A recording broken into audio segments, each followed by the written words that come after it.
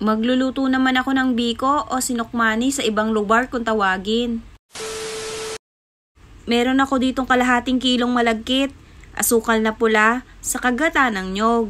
Una ko nga munang gagawin ay ang pagsasaing nitong malagkit.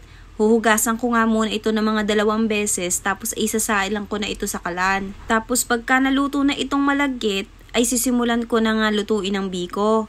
Pagsasamahin ko na nga yung gata ng nyog saka yung asukal na pula sa isang kawali. Hahaluin ko lang ito hanggang sa matunaw yung asukal. Then saka kabubuksan yung kalan sa mahinang apoy lang. Pag namekos-mekos na nga natin itong asukal saka yung gata ay bubuksan ko na yung kalan. Then hahayaan ko lang itong kumulo. Pag kumukulo na siya ay unti-unti ko na ilalagay dito yung sinaing ko na malagkit kanina.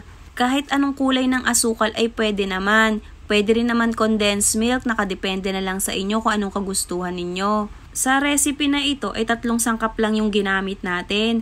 Pwede ka naman magdagdag, yung iba kasi nito ay naglalagay ng pinipig. Kagaya ng tatay ko pag nagluluto siya ng biko. Pag nalagay na nga natin yung malagkit, ay hahaluin lang natin ito. Then mukha lang siyang madaling lutuin pero yung totoo, pinakamahirap na part dito yung paghahalo. Kasi habang tumatagal natutuyo yung gata, then unti-unting bumibigat yung paghahalo natin.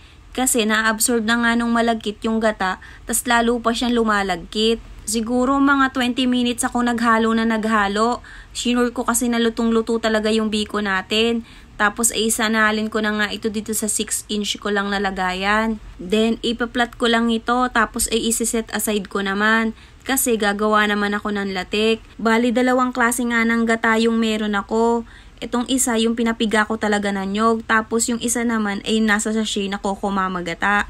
Almost same lang naman siya. Kaya lang syempre yung Coco Mama gata may hinalo na doon na ibang ingredients. Pero pwede rin mo naman siyang gamitin sa paggawa ng latik. Hahayaan ko nga lang itong kumulo at hahalu-haluin baka kasi masunog yung ilalim niya. Then mapapansin mo unti-unti na nga siyang naghihiwa-hiwalay o nagkakaroon na siya ng mantika. Madali lang naman gumawa ng latik. Tapos yung pinaka-olangis niya o yung oil niya ay gagamitin ko naman yan pang prito. Pwede rin naman panlagay sa buhok or pwede rin naman pang hilot. Tapos ay binudburan ko lang ng latik sa ibabaw itong biko para mas mukha naman siyang maganda. Then hiniwa ko na rin pala siya.